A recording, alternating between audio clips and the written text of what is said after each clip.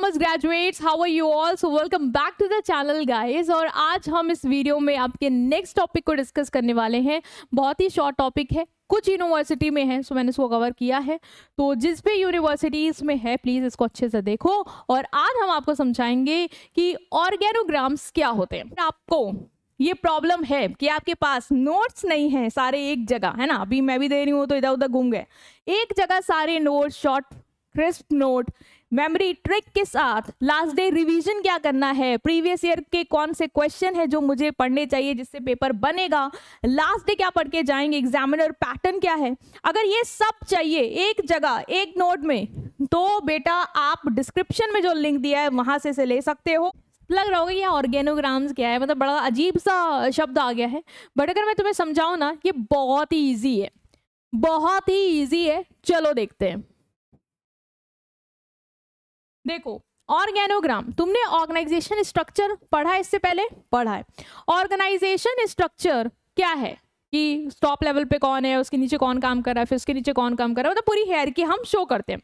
ठीक है, जब उसको ही तुम ग्राफ डायग्राम के फॉर्म में रिप्रेजेंट कर दो उसे ही बोलते हैं ऑर्गेनोग्राम। देखो कितना छोटा है। ऑर्गेनोग्राम क्या है? ग्राफिकल, ये जो बना दिया मैंने, एक ग्राफिकल रिप्रेजेंटेशन है ऑर्गेनाइजेशन के स्ट्रक्चर का, जो हमें बताता है कि हियरार्की कैसे, कि ये टॉप में बॉस बैठे हैं, फिर इनके नीचे ये लोग काम कर रहे हैं, ठीक है, फिर इनके नीचे ये लोग काम कर रहे हैं, इनके नीचे ये जो पूरा स्ट्रक्चर हम अपनी ऑर्गेनाइजेशन का बनाते हैं ताकि हम शो कर पाएं कि हियरार्की क्या है, किस टॉप पे कौन है, मिडिल पे कौन है, लोअर पे कौन है, साथ ही साथ किसके पास पावर है, कौन बॉस है, कौन एम्प्लॉय है जो उसके अंडर काम कर रहा है, जो रिस्पॉन्सिबिलिटी निभाएगा, ठीक है, आपस में क्या रिलेशनशिप है। ये जो ग्राफ जो ये रिप्रेजेंट कर रहा है इसको ही बोलते हैं ऑर्गेनोग्राम। सिंपल था, बहुत ही सिंपल था, यही चीज आपको बस पढ़नी थी यहाँ पे।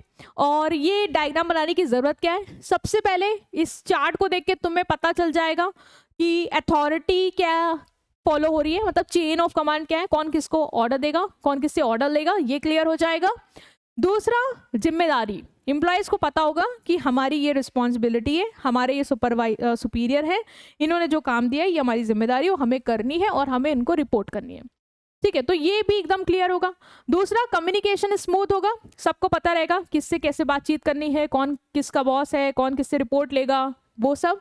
कोऑर्डिनेशन, जब डिपार्टमेंट्स क्लियर होंगे कि प्रोडक्शन है, ये मार्केटिंग है, ये फाइनेंस के लोग हैं, इनमें हेड ये हैं, डिपार्टमेंट के हेड ये हैं, ओवरऑल डिपार्टमेंट को लीड कर रहे हैं ये, एम्प्लॉयज ये काम कर रहे हैं, एग्जीक्यूटिव ये, तो क्या होगा?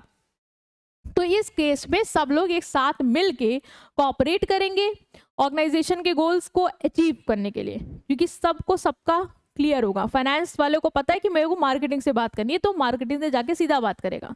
ये नहीं कि हमें पता ही नहीं है कि यार मार्केटिंग में कौन है, यहाँ कैसे बना है, सब क्लियर हो जाता है ग्राफ देख के। Next is help decision making, manager को पता रहेगा कौन सुपीरियर है, कौन सबॉर्डिनेट है, उस हिसाब से जो अपने सबॉर्डिनेट को क्या काम देना है, किस तरीके का काम देना है, डिसीजन कैसे लेने हैं अपने लेवल पे, ये सारी चीज़ें क्लियर होंगी। तो ये सब कुछ फायदे हैं जो अगर हम चार्ट बना लेते हैं तो हमें एडवांटेजेस मिल जाएंगी। साथ ही साथ बस एक छोटा सा ये टॉपिक है कि ट्रेडिशनल ऑर्गेनोग्राम और मॉडर्न ऑर्गेनोग्राम में फर्क क्या है।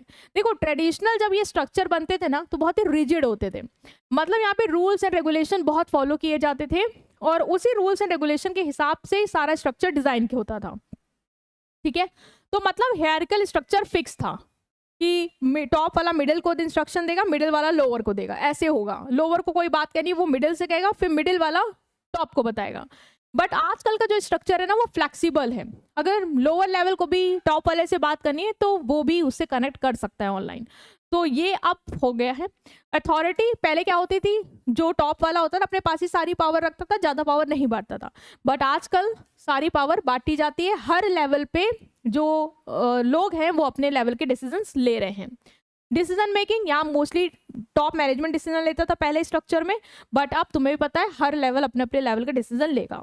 कम्युनिकेशन फॉर्मल और वर्टिकल, एक लाइन से चलता था, टॉप मिडिल लोअर, और फॉर्मल बातें होती थी, इधर उधर की बातें नहीं।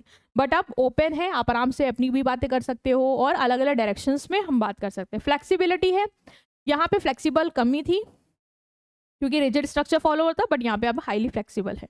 एम्प्लॉय का पार्टिसिपेशन पहले बहुत कम था, उन्हें ज़्यादा मौका नहीं दिया जाता था, बट अब स्ट्रक्चर में एम्प्लॉयज़ को काफ़ी इंकरेजमेंट दिया जाता है। तो ये था तुम्हारा चैप्टर, बहुत ही शॉर्ट टॉपिक था जो हमने डिस्कस किया। तो वीडियो को लाइक कर देना, चैनल को सब्सक्राइब कर देना। मिलेंगे तुमसे नेक्स्ट वीडियो में।